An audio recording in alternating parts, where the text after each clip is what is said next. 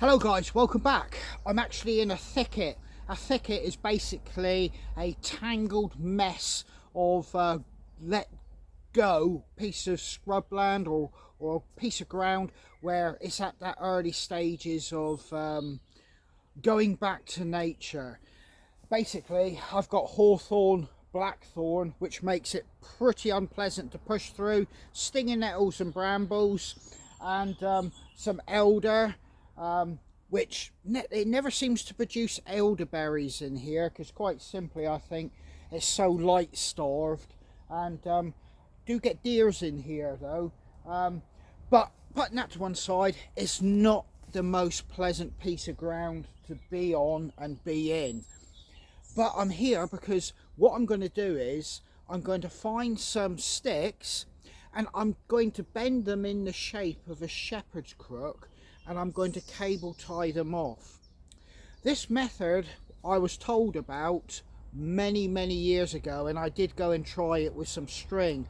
When I went back about 3 years ago to have a look at them and harvest them, what had happened, the string had strangled the actual stick that I'd shaped into like a shepherd's crook. So basically it was no good to me, because where the string had strangled it, it had grown around, but the string had constricted it to the size of like a 3-year-old stick. So it was of no value to me, a wasted time. But what it did prove is that I could actually form and allow nature to actually pre-bend that piece of wood. If I'd have been more careful, I would have had the full degree of success, but it did prove to me that you can do it. If you go into a garden centre, you can find trees and shrubs that have been shaped in this method as well, like corkscrewed or put into various shapes.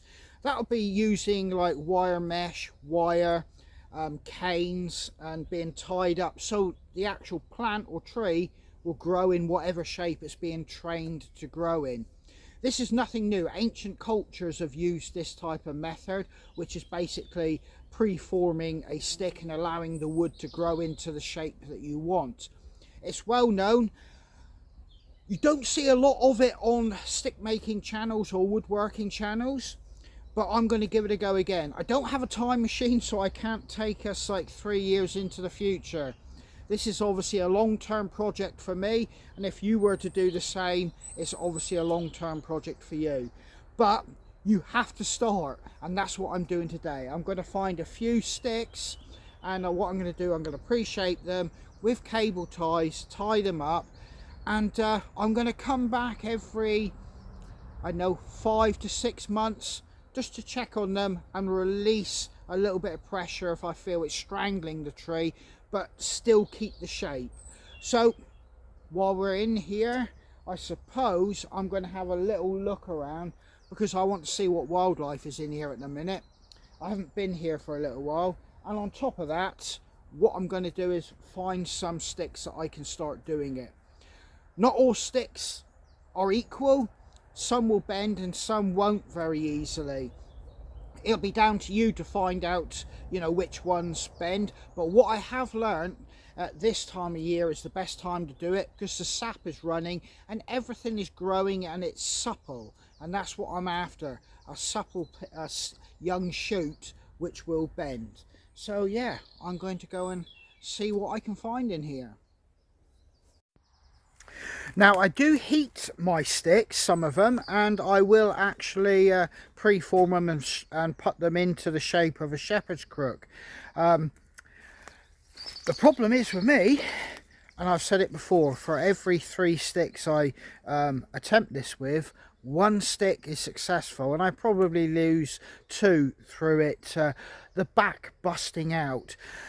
I've actually mentioned I'm in the process of forming a better jig to actually do the bending on than what I have, and I'm going to have to get some pipes welded up on some flat steel and things like that. I'm going to have to do it a little bit better than what I'm doing it. I'm hoping that will resolve that problem. But in any case, the ones I snap, I'm always able to make hiking sticks from, because obviously to make a cane, I obviously select larger pieces of wood. But this has grabbed my attention. Like I said, it's a fascinating way to go about it, and it's almost how can I put it this way, a kind of back to nature way to do it, pre-form a stick in nature. But I'm looking around in here and it's surprising, it's slim pickings from what I can see. Even the hazel in here isn't of the best quality, but I will find something and we'll get a few sticks shaped or formed so that I can keep coming back and having a look at. One thing I didn't mention, and you're probably already thinking it, if you're talking that kind of time span, do you forget about it and forget where you've actually shaped any sticks? Yes, that's a danger. And I did shape some other ones than the ones I went back, and they're lost to my memory, lost to my mind. So whatever shape they're in now, I've got no idea, because I never went back to find out what they look like, because I simply couldn't remember where I'd done it. So yeah, but the problem is you don't want to make it too obvious, because if anybody comes along, it's human nature, they're going to want to, well, just cut your ties just for bedevilment. But yeah, I'm still looking, so let's crack on. Well, it is actually bird nesting season and things like that, so you can't go cutting. We're not in cutting season. I'm just going to point that out to people. And obviously you can't be destroying any of the vegetation. All I'm going to do is basically get a young shoot and bend it over. It won't even be nothing to do with hedgerows or bushes or bird nesting. You'll see in a moment, so we don't have to worry about that. And plus I'm only doing possibly, I don't know, 4 to 6. Now look at this hawthorn. It's absolutely wicked. You can see those thorns. Yeah, you want to avoid those. They're like hypodermic needles. There's some nice little whips coming up there, so that's a possibility. I'm going to see if I can find something a little bit more better, but I've got that in mind. There's a good few there I could shape over, I think, or form.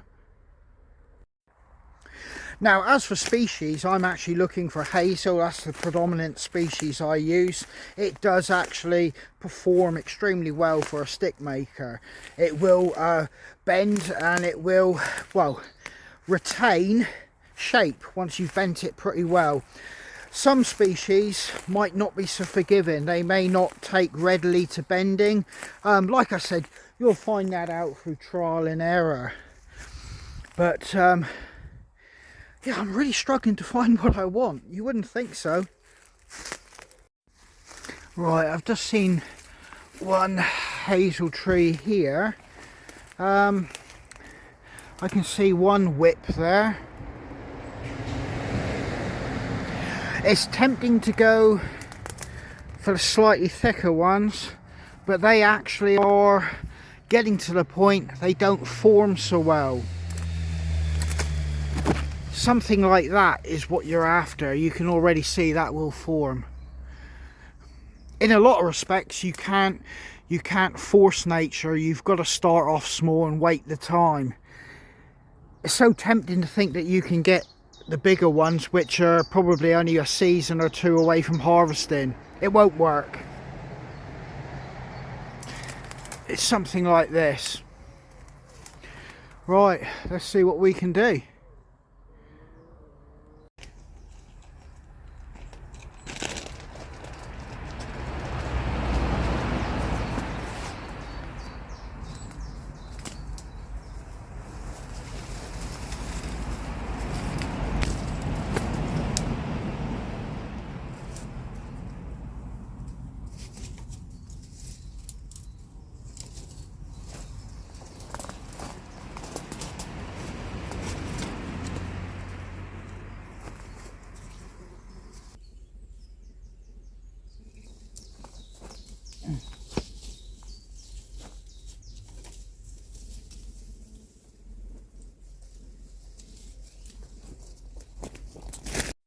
Right, I'll let you have a look at what I've done here, and I think you can get the gist of it.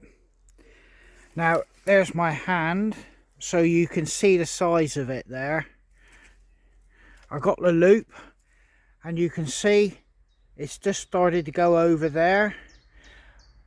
I've got a few little creases in the bark in the wood. That will grow out. And it's cable tied straight to the trunk or the sapling that's coming out of the main trunk there. You do not want to cross that over either side of the actual sapling, because what you'll do is you'll deform this piece of wood here where you can't use it. If you run it alongside here, and as you see what I've done here, if you follow it there, you can see it runs down, and I'm laying it into another tree on a branch there. On this branch here,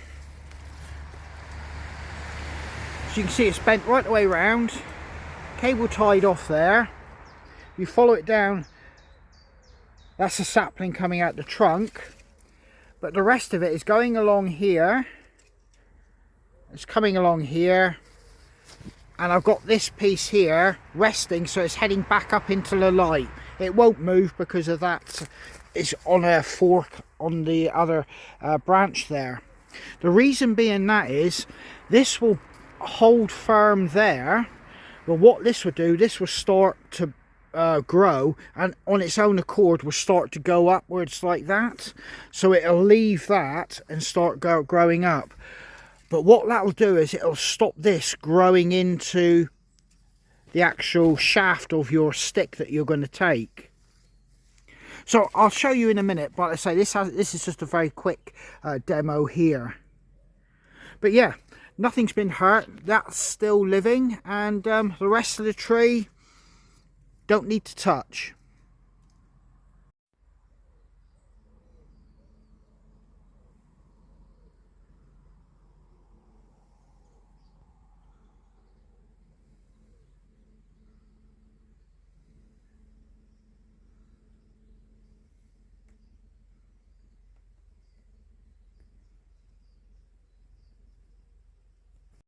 One thing to note, I have left growing room. I've got a finger's worth of growing room there. That's going to give me at least a year's worth of growth, if not more. What I'm going to do is come back and check these, and perhaps release them, and then obviously just let some of the stress out and reattach a new cable tie. Like I said, it's really tempting to think to get one of these, which is probably only next season or 2 seasons away from harvesting for sticks. You know, because it's not a bad size there. They will not bend with any degree of success. Right, there is deer damage on this one here. You can see where they stripped it of bark there, and it's still trying to survive like it. It is alive, barely. But that's my biggest fear here, that, you know, it's a gamble. I've got possibly 3 to 4 years before I can go back. Will the deers leave it alone? I don't know. It's a gamble. Even making stick making or being a stick maker, there's always a gamble, you know, involved. Right, I've got a cable tie. Let's have a look in here. You can see deer have already stripped this one, so they are coming here eating. Yeah, this ain't no, I'm gonna have to find somewhere. It's just too easy for the deer to get here. See that? Deer stripped that. We'll move on.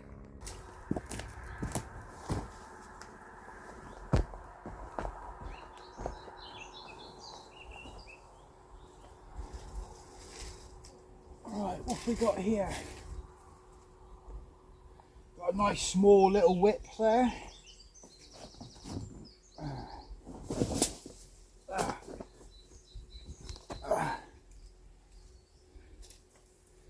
Right,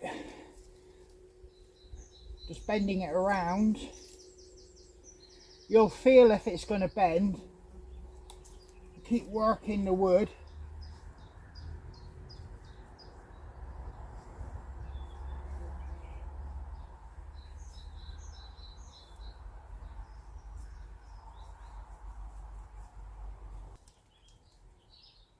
I'm just massaging the wood inside.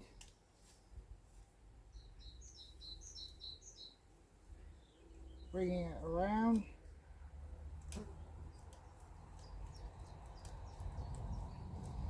Getting my cable tie ready.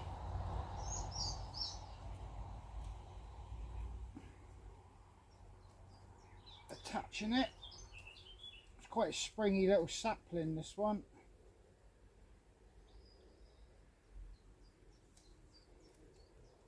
Doing it up.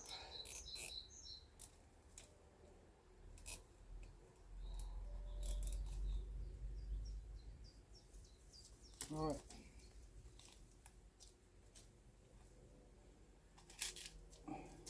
So I've got the loop that I want. I'm bringing it down. I can probably bring this up a little bit more.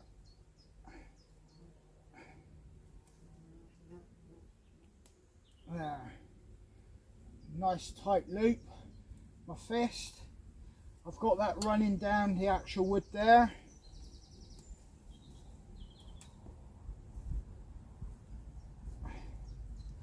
And I've pushed that in there. And that will start to grow back up that way now. So it won't grow into the actual sapling itself. Whoa.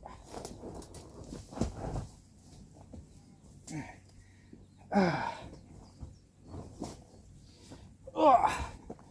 don't want to twist my knee in the process. So there you go. You can see the actual loop there that I've created. Bring it back out. But I'll take you into the actual loop and you can see the bend. And you can see nothing split or bust out. I've massaged that wood as well and helped it to bend. It's going into a nice straight shaft, or what will be the shaft, this one here. Going down into the main trunk. And if I pull you out, you can see the actual loop itself. There's my hand. That's allowing for some room to grow. Obviously I'll come back and readjust this at some point. And you can see how it's been brought out here down into where the leaves are. Naturally those leaves will start seeking the light, and in a couple of days if you come back they'll all be twisted around and pointing up this way, and it'll start to grow up like that. So the actual sapling will continue growing in size, but it will have a loop here and it'll continue growing out that way. But this will continue to grow in size. So this isn't a very efficient way to do it if you're looking to produce quite a few Shepherds Crooks. Obviously you need to have the steam bending and steam forming really down, better than how I'm doing it, or my actual success percentage ratio. But this is a valid way to do it.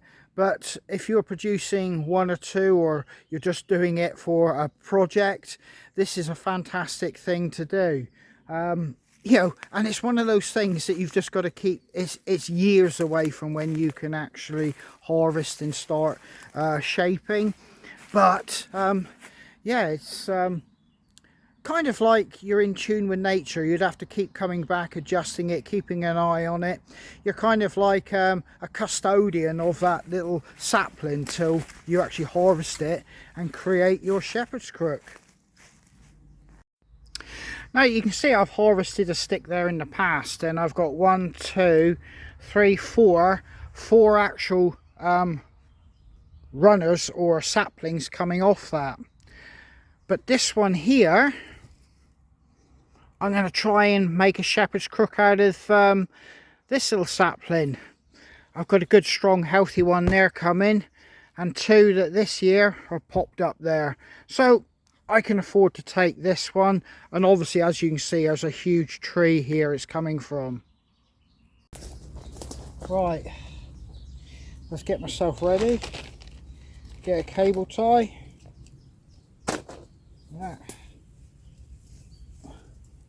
Right, let's get this one through the canopy here. There. Right. It does take a little bit of practice to feel where the actual stick will bend. But you can think to yourself you're going to speed it up by going for the thicker part, and even with the thicker sticks. But as I've said, it just doesn't work that way.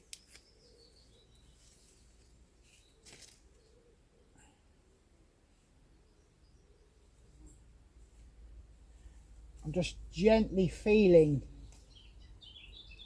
and I'm helping the wood to gently bend. Because you've got no heat on this, and obviously heat would kill the sapling anyway, so you can't use heat. This is like cold forming. And the wood will tell you what it wants to do, where it will bend, and if it will bend at all.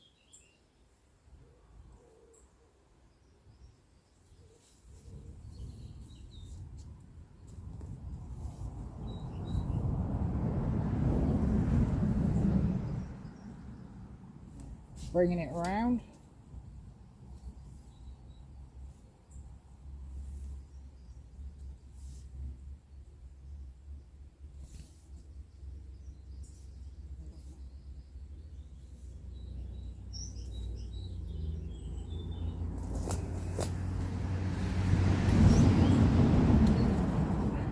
You can see I'm starting to get the loop, but I can feel if I went too fast and didn't massage the wood, it would snap. So I'm being very careful, and I'm allowing the fibres to stretch. I'm gonna have to cut that cable tie. It's not in the right place.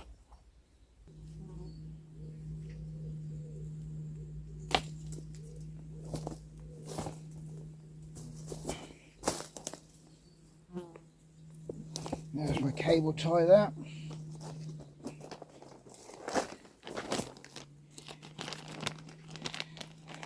If I'm doing this, I might as well do it right, or to the point I'm happy.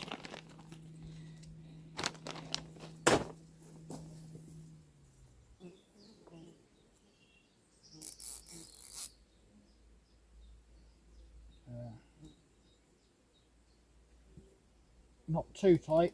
I want to leave some growth room. There. I'm happy with that one. So there you go. There's my crook handle. Hand to give you some reference to size of the actual bend. I've got one cable tie there to help pull it in. There's a lot of tension on that one actually. You can see we haven't damaged it. It's still good. All the sap and all the nutrients will flow to allow it to grow. And I've had to put one down here because it's quite a lot of tension on that one. And as you can see, still, you know, plenty of leaves, nothing damaged. And that will grow out like that and reach for the light. And this one here will continue to grow on this actual old sapling that I harvested there. And I've left this one here to do its thing. And I got two more down there. So that's another one done.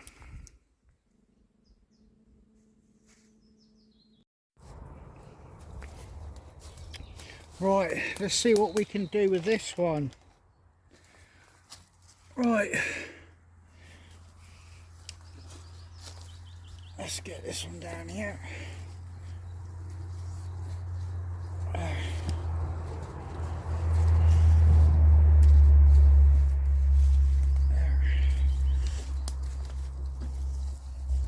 Separate all the twigs.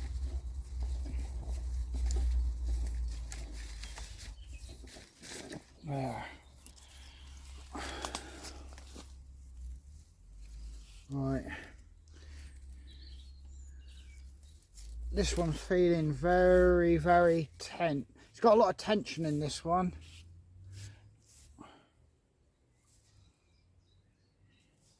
Let's see if I can...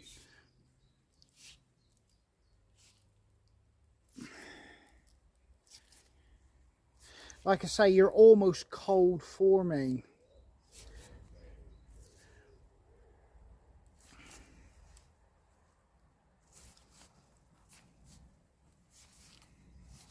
I can feel there's a bit of a lot of tension, and it's built a point where it's beginning to bend there.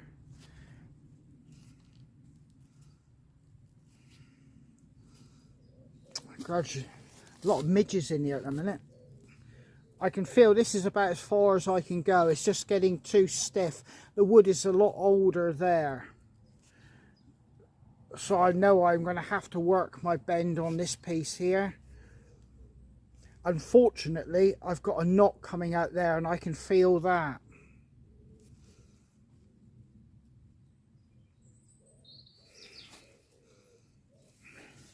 It's alright, it's beginning to work.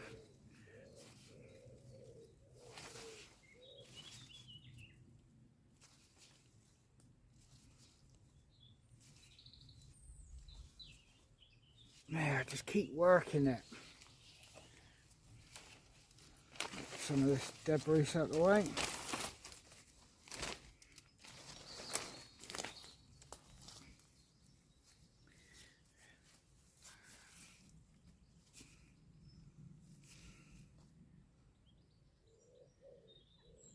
There. It's beginning to go.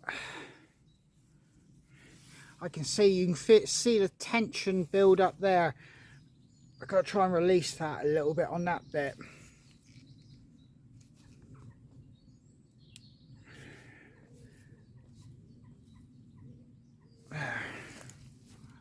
Right, I think I've worked that enough to the point I can actually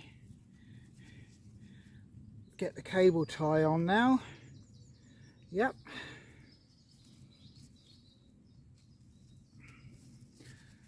Right, this is quite tricky, and you always end up with a cable tie the wrong way.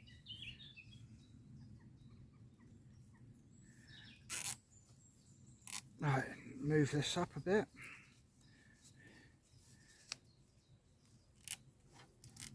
There. I think this might need another cable tie there. That one's actually bent quite well.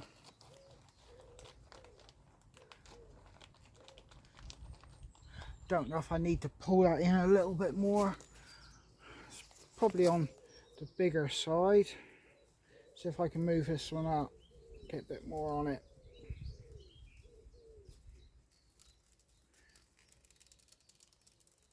And just do this one down here.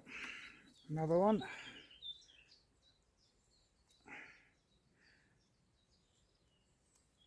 I have chosen a location that I can get to quite easily, and I'm actually going to go and write this down where I've been doing this today, so try not to forget. I think I have to put another cable tie there. That's just coming off there. Right, let's get this one, or can I get this one around? Yes, I've got that one around there. No more cable ties. That's it. Right, I'm happy with that. Hand there. I'll let you have a look. Right, so yet again we got another one.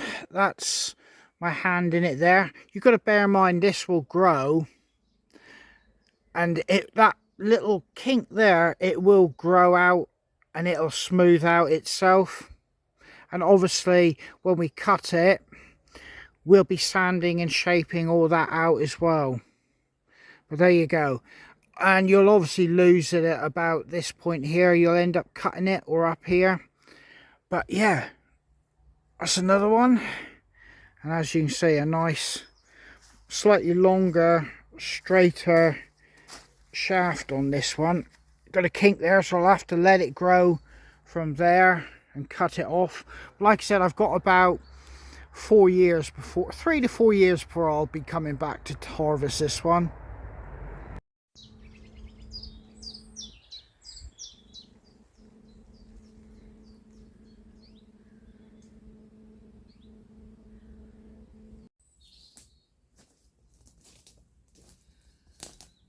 Right then guys, I've got to shoot off home.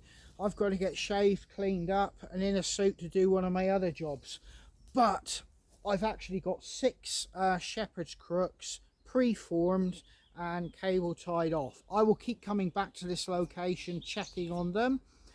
It may be something that you may want to do if you know of a little patch of saplings that you can pre-form over to make a Shepherd's Crook. Hopefully, like me, they will make it through. There's never no guarantee in this because you're talking such a time frame. You're investing 3 to 4 years into your time and effort. But it's pleasurable to keep going back and see how, you know, they're getting on. If they do not make it, it's not a big deal. You've been out in nature like me. Wonderful summer's morning. But I do have to get home. Like I said, I've got work. So yeah, thanks for coming along. All that's left to be said is take care, stay safe, and I hope to catch you guys on the trail.